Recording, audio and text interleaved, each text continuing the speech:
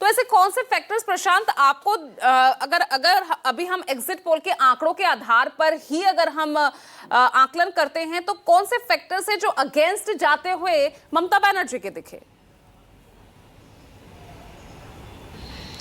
देखिए, जैसे मैंने अभी आपसे कुछ देर पहले मेरी बात हो रही थी तो मैंने आपको बताया कि बीजेपी ने किस स्ट्रेटजी के तौर पे काम किया, उस स्ट्रेटजी को हमें समझना होगा। महिलाओं को जो एक कोर वोट बैंक था ममता बनर्जी का, उसको काट के लिए उन्होंने 33% आरक्षण की बात की हर सरकारी नौकरी के अंदर, 1,500 रुपये को बढ़ा के 3,000 रुपये की बात की। इसके अलावा महिला सुरक्षा का मामला आरजी कर से उठाया, इसके अलावा संदेश खाली से उठाया। आरजी कर की जो पीड़िता की माँ थी उनको, रत्ना देवना को उन्होंने टिकट दिया। संदेश खाली में जो सबसे बड़ा चेहरा उभर कर आई उसको बीजेपी ने टिकट दिया। इसके अलावा 2025 में आरजी कर के बाद जो ममता बनर्जी का बयान आया उसको मुद्दा बनाया कि महिला सुरक्षित नहीं है यहाँ पर। तो इस तरीके से उन्होंने महिला कोर वोटर को साधने की कोशिश की। वहीं जो माटी की बात थी उसको उन्होंने टारगेट किया और उन्होंने ये खुलकर कहा कि बंगाल की धरती में पैदा हुआ व्यक्ति ही मुख्यमंत्री बनेगा। यानी इसका मतलब प्रशांत, जो एसआईआर का मुद्दा जो ममता बनर्जी इतने जोर शोर से उठाती रही, 91 लोगों के नाम कट गए, उन्होंने कहा कि अगर हम ये आवाज नहीं उठाते, सुप्रीम कोर्ट नहीं पहुंचते तो 30 लाख लोगों के नाम जुड़ते भी नहीं। तो यानी ये कहीं मैटर नहीं किया। बिल्कुल ये मैटर किया। एसआईआर का मुद्दा बहुत बड़ा था।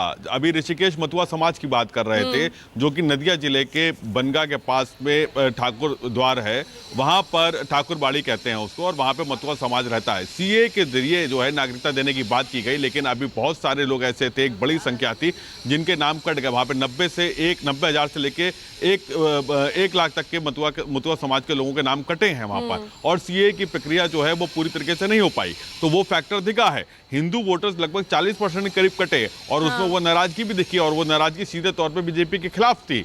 लेकिन मैं आपको फिर बार बार बता रहा हूं कि वोटिंग परसेंटेज के आधार पे आपको वोटिंग ट्रेंड को समझना होगा। 50% के साथ में बीजेपी 2019 के बाद से लगातार कब्जा बनाई हुई है हिंदू वोटर्स के ऊपर।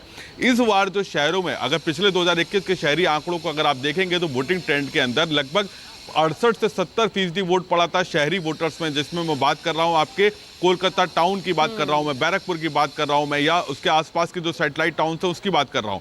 अगर ये वोटिंग परसेंटेज बड़ा है, जिसमें पहले ये कहा जाता था, ये नैरेटिव सेट किया गया, इसकी हकीकत कितनी है ये नहीं जानते, लेकिन लोग खुली मतलब दबी जुबान पे बोलते हैं कि लोगों को निकलने नहीं दिया जाता था। जैसे कि कोई अगर मारवाड़ी कम्युनिटी है तो उसकी बिल्डिंग के नीचे जो है कुछ लोग बैठ जाते थे और उनको वोट डालने नहीं दिया जाता था।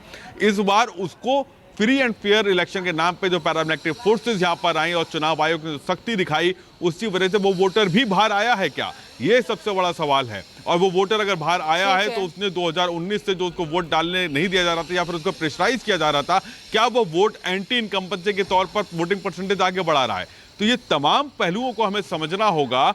और जो खास तौर से अगर हम पश्चिम बंगाल के रूरल एरियाज की बात करें तो वहां पर ममता बनर्जी का दबदबा साफ तौर पर दिखाई पड़ता है। वहां पे बीजेपी का संगठन और बीजेपी का जो कार्यकर्ता है वो नदारत है, वो ग्राउंड पे नहीं है।